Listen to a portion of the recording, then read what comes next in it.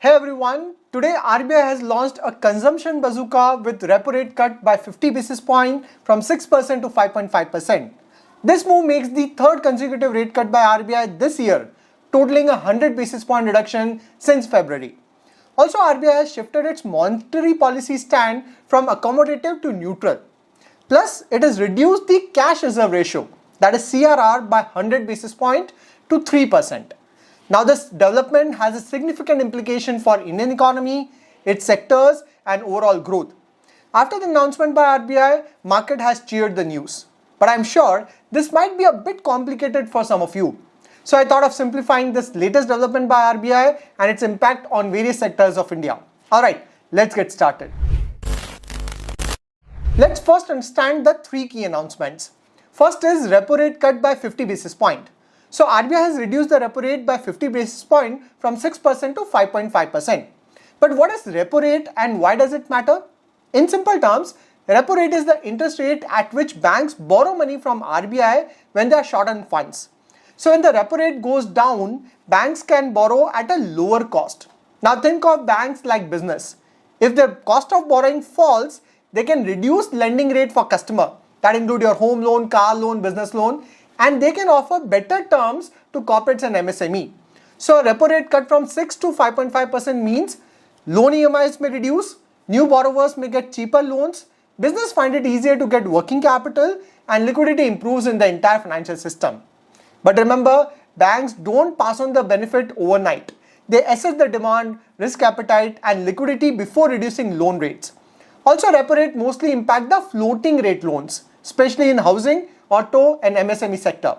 So this rate cut is aimed at stimulating demand by making borrowing more affordable for both individuals and businesses. Second announcement is CRR cut of 100 basis point. Now what does it mean? So the cash reserve ratio is the percentage of total deposit that banks are required to keep with the RBI in cash without earning any interest. So let's say a bank collect 100 rupee from customer. If CRR is 4%, it must keep 4 rupee with RBI. That's 4 rupee just sits there, bank can't lend it, can't invest it, and earns nothing on it. Now RBI has cut the CRR from 4% to 3%, which is 100 basis point cut. So instead of 4 rupee, banks now have to park only 3 rupee out of 100 rupee with RBI. This frees up 1 rupee out of every 100 rupee which the bank can now lend or invest. Across the whole banking system, this can unlock 1.5 to 2 lakh crore of fresh liquidity without printing any new money. So in simple terms, more money with banks, lower borrowing cost, more lending to business and individual, and stronger economic activity. This move is especially powerful because it boosts liquidity directly, unlike the repo rate, which is more about cost of funds. Then the third development is, apart from cutting interest rate and CRR, RBI has also changed its monetary policy stance from accommodative to neutral. Let me simplify this. Here, accommodative means RBI's main priority is to support growth, even if it means tolerating a bit of inflation. In this stance, RBI is more likely to cut interest rates or inject liquidity when needed. Think of it like pressing the accelerator on the economy. Now, what does neutral mean? It means RBI is saying, okay, we have done enough rate cuts for now. Let's pause and watch. RBI will now respond to data. If inflation rises, it may stop cutting or even raise interest rate later. If growth stays weak and inflation is still low, it might cut again, but it's not committing either way. In short, accommodative is growth focused with more cuts and neutral is balanced view, wait and watch mode. Here RBI is giving mixed signal. We are serious about reviving growth by cutting rates in our CRR, but also saying don't expect non-stop rate cuts. We'll watch inflation and global cues.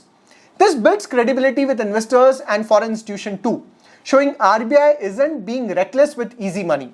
Now let's understand the impact on various sectors of India. So the combination of a lower repo rate, a neutral policy stance, and a significant CRR cut is designed to stimulate economic growth while maintaining vigilance on inflation. Now if you look at banking and financial sector, lower repo rates would reduce borrowing costs for banks, enabling them to offer cheaper loans. However, banks may face slight compression in net interest margin due to lower lending rate, though increased credit demand could offset this. Then CRR cuts significantly boost liquidity, allowing banks to expand lending, particularly to businesses and retail customer. This is expected to drive credit growth, which is critical given the recent liquidity constraint due to advanced tax payment and capital outflow. Overall, the outlook is banking stock may see short-term volatility due to NIM concern, but improved credit offtake and economic activity could support long-term gains. I am positive on this sector. I recently did a detailed video on comparison of top private banks of India. Second, if you look at NBFC sector, they are also likely to benefit from easier access to funds. Do check out my recent video on affordable housing finance sector. Next, if you look at the real estate and housing impact, lower interest rates would reduce home loan cost, making housing more affordable and boosting demand for residential properties. The real estate sector is highly sensitive to interest rates, so it is expected to see increased activity. Overall, the outlook is developers may ramp up new projects and home buyers may benefit from lower EMI, supporting a recovery in the housing market. This could also stimulate lead industries like cement and steel. Then third is automobile sector. Here the impact is that cheaper auto loans due to repo rate cut will likely increase demand for vehicle, particularly in passenger car and two-wheeler segment. So outlook is this sector could see a revival in sales in both urban and rural sector. Fourth, if you look at the consumer durables and retail impact, lower borrowing costs to consumers like personal loan, credit card financing can boost spending on consumer durables like electronics and appliances. So retail and consumer good companies may see improved sales, particularly during the festive season, though inflation risk could temper discretionary spending. Then if you look at the export-driven sectors like IT, pharma, textile, the stance is neutral because there is no major impact on these sectors. Next, if you look at infrastructure and capital-intensive industries, the CRR cuts liquidity infusion of nearly 2.5 lakh crore would support infrastructure financing, as bank can lend more money to capital-intensive projects. Also, lower borrowing cost makes large-scale investment more viable. Sectors like road, power, renewable energy could see increased investment, supporting long-term economic growth. So clearly, this is a powerful signal from RBI to boost demand and ease credit stress. But the stance change to neutral means there's not a long-term rate cut cycle yet. So as investors, stay grounded, track growth, credit pickups, and corporate earning. If liquidity converts to real economic activity, this could be the start of revival. Now let me know in the comments, what do you think about this RBI's move? And if you find this video helpful, do like, share, and subscribe for more such updates.